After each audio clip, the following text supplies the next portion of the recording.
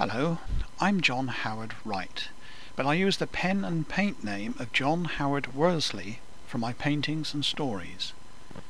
I am now retired, but still have a very small studio at home where I keep a large collection of model aircraft.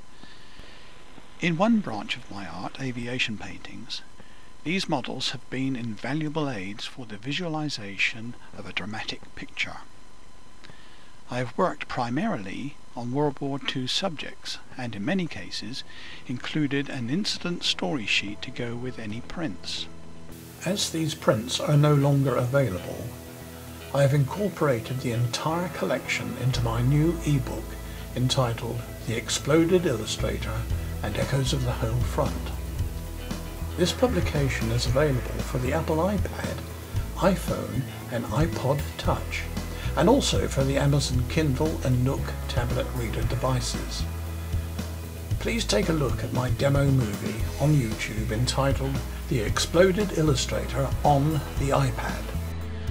Whilst not distracting from the immense effort and sacrifice made by all sides in the war, in this short movie I would like to feature two American stories.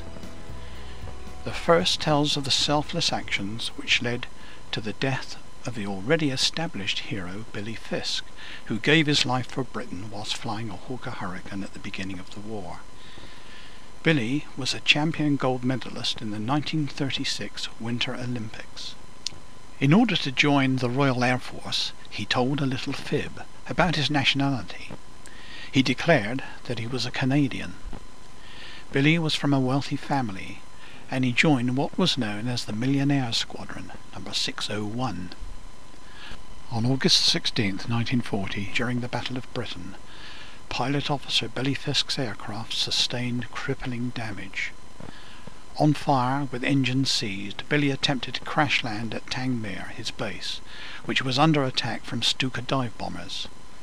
He was guided down by his commanding officer, Sir Archibald Hope, who was flying another Hurricane. Trailing a thin tail of white smoke, he belly landed between the bomb craters. As the plane slithered to a halt, it burst into flames. In a rickety ambulance, two brave RAF medics picked their way to the wreck. They arrived at the same moment as Flight Lieutenant Hope and pulled the badly burned pilot from the aircraft. It seemed that Billy would survive, as that night he was visited in hospital and managed to wave a bandaged hand and crack a joke. But by the morning, Billy was dead. So revered was this American that Winston Churchill had a special plaque to his honour placed in St Paul's Cathedral, London.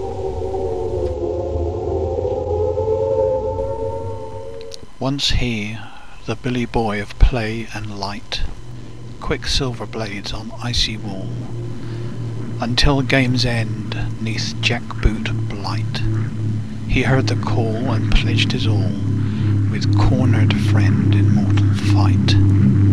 One of the few in cloud and blue arena, his brother blood in battle blending, until that day beneath the shrieking air, defending ground crews rubbed their gritted eyes against the flash and blinding glare.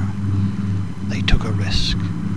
There, homing in with crippled wing, through smoke and dust the battered boys had seen a god descending. 'Twas Billy Fiske. Through bomb and blast they made their way to flaming wreck and pilot saved. The burns and pain he boldly braved. Abed that night he even waved and joked that come the morn, young Billy's dead. Within his heart his nation's spirit seed, justice, freedom, to fight barbaric creed. Through creeping ash of tyranny his lonely footprints came, to show the way for other men, inspired to do the same.